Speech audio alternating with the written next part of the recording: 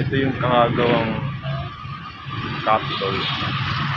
Meron tayong nakasabay na Korean nationals. Ito yung sasakyan nila.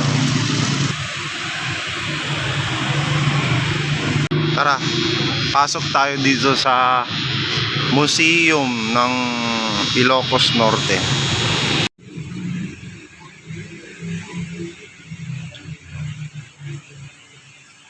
Sa Lakot.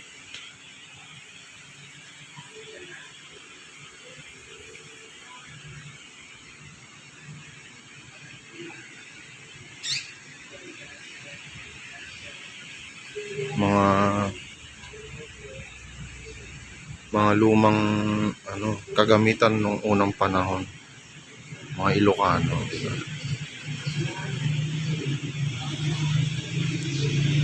Sabot dito, ano yan, baso,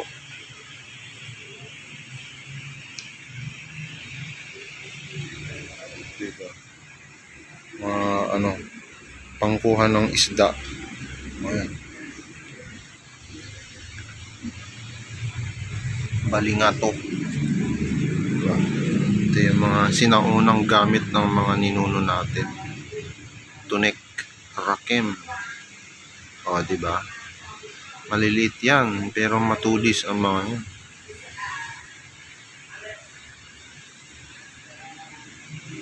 Bukatot.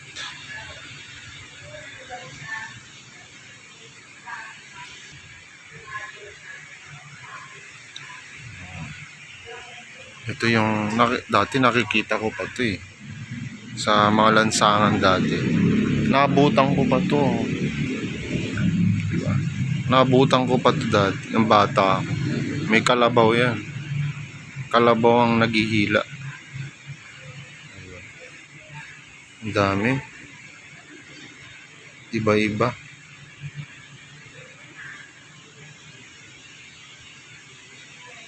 Diba?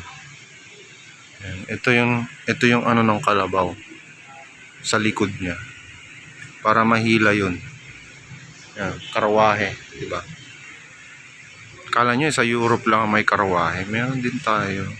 Ito yung typical na bahay kubo, mga ninuno, mga igorot siguro, diba? Ang dami dito. Pasok tayo. Diba? Ayan, maliit lang yung bahay kubo eh. Wow, ano to? Parang ito yung mga lighthouse. Cape Beodor. Ito yung pinupuntahan namin. Windmill. Mga replica. Ewan ko ano yan. Ito yung Capitol. Glass replica ng Capitol. Diba? Ang dami Malacanang Palace. Ito simbahan. Sa Paway Church siguro to. Diba? Wow. Mga hindi tunay na gulay. Mga lang plastic. Ito napakahaba naman nito. Sa to? Sa Ilocos Sur. Oo. Yung replica ng bridge sa Ilocos Sur pala to. Tama ba? Sa kabila kasi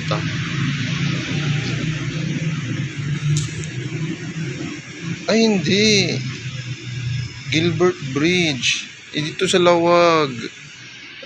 So ito pala yung bridge dati ng Gilbert Bridge.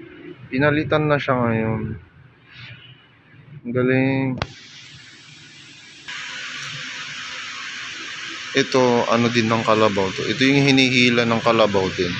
Para mag-araro ng, bukid. Diba? Ang dami. Mga kagamitan ng mga matatanda. Noong unang panahon. Mga 1960s, 70s yan. Diba? Ito na mga banga naman. Diba? Ang gaganda. Uy, kalabaw. Karwahe. Ay, gumagamit na rin pala sila ng ganito dahil arc, tambol, pito. Pito, oh. Kawayan. Ito tambol. Mga tambol. Ito yung mga ginagamit ng mga igorot. Ano? Diba? So, punta tayo dito sa kabila. Mga abel. Mga tela. Sige, pasok ulit tayo dito sa ibang dimension. Mga picture. Ang dami. Medyo nakakatakot lang dito sa loob. Ito yung gawaan ng tela ng unang panahon. Pwede kaya to pumunta sa taas? Jesus name. Nakakatakot dito sa taas. Wow.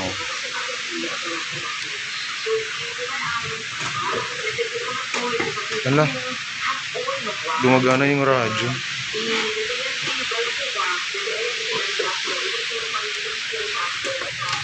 Nakakatakot naman.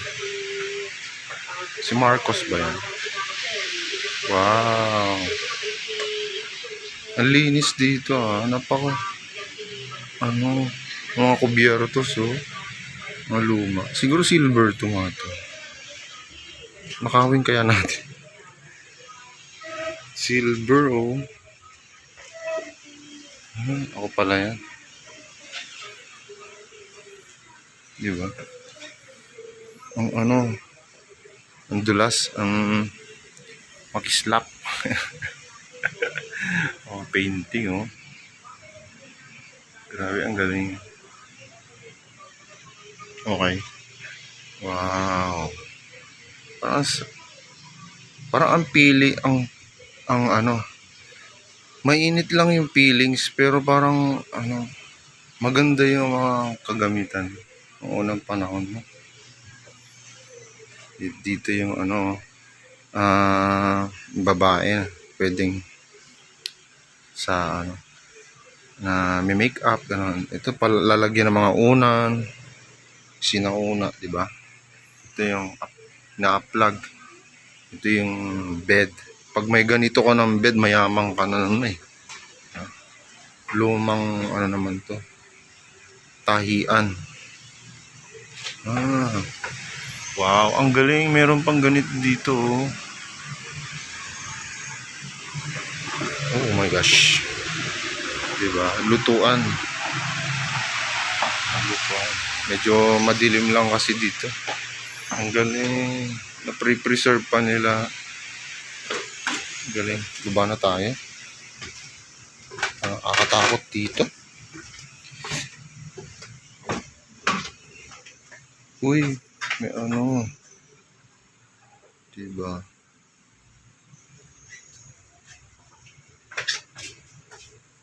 Exit na to, kuya. Ay, tindahan na pala to.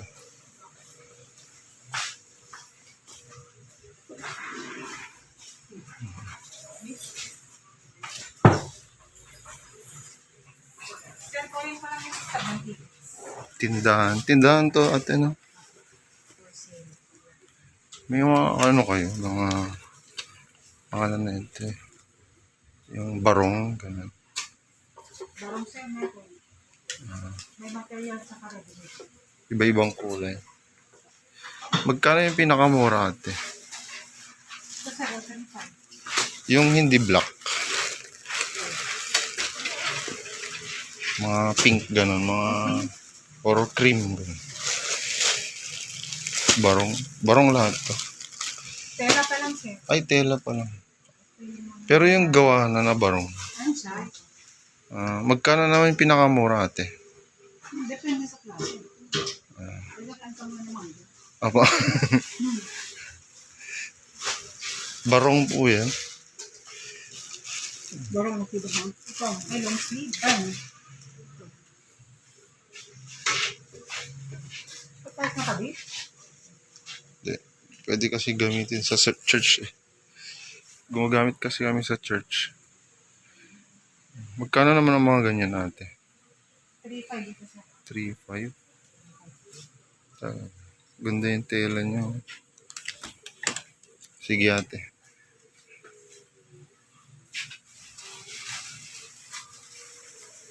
Salamat.